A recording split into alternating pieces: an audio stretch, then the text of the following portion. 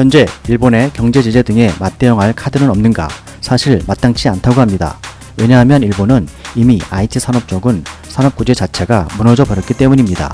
지난번 말씀드린 대로 일본의 주력 수출품은 기초 소재, 공작 계측기계, 자동차 등이며 스마트폰이나 5G 쪽은 하는 게 없고 제4차 산업 관련해서는 AI 쪽과 전기차 뿐입니다.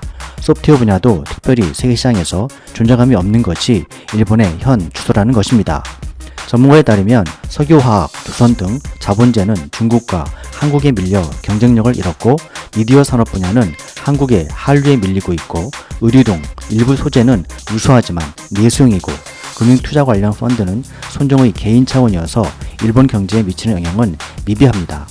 조금 시야를 넓혀 한중일과 동아시아의 관점에서 말씀드려 보겠습니다.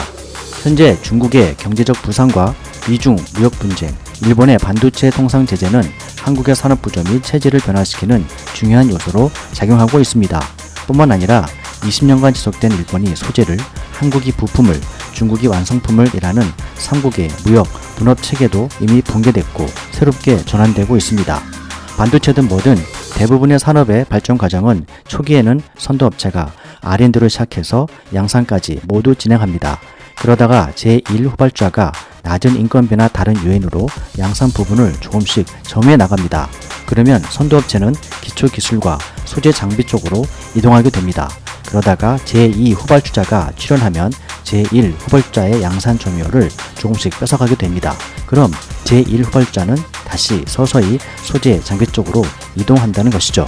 이것은 역사적으로 계속 반복되는 산업 시나리오인데 미국도, 유럽도, 일본도, 우리나라도 모두 예외 없이 그 흐름에 따라 변화되고 있습니다.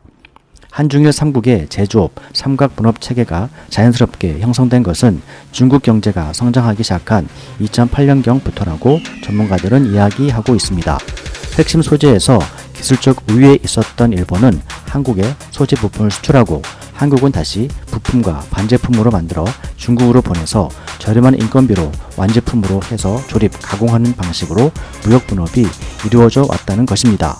그러나 중국이 2008년 금융위기를 겪으면서 단순 조립 단계를 뛰어넘어 소재 부품의 작업률을 급속히 늘렸고 조악하지만 IT 제품들을 엄청나게 양산하면서 완성품의 수준이 상당히 높아졌고 결국 차이나 인사이드에 성공함으로써 사실상 이러한 삼각 무역 분업은 붕괴된 거라고 전문가들은 평가하고 있습니다.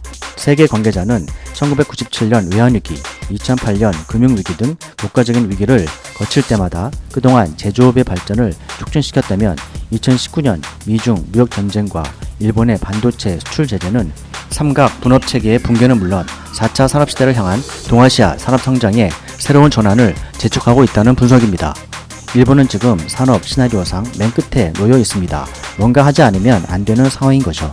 우리나라가 소재, 장비 부분까지 진출해버리면 일본은 더 이상 도망할 것이 없는 것입니다. 거시적인 경제 측면만 가볍게 본다면 우리보다 3배 큰 나라이지만 시간 문제라는 것입니다.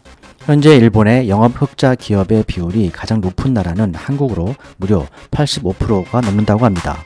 일본 기업 스텔라는 거의 에칭가스 모두를 한국에 수출해서 먹고 살고 있는데 갑자기 일본 정부의 제재로 다른 고객 기반도 없는 상태여서 하루하루 숨죽이고 있다고 합니다. 오늘도 아베는 계속해서 탄소 분야도 제재한다, 금융도 제재한다, 원맨쇼를 하고 있습니다. 일본 내 20대들의 지지율 70%를 자축하면서 개인의 정치 야망을 불태우고 있습니다. 포기할 것이 많지 않고 자국의 피해가 더 적다는 계산을 했기 때문에 아베 정부는 가미가제식 요시다 쇼인의 헝그리 정신으로 집요하게 공격을 계속할 것 같습니다.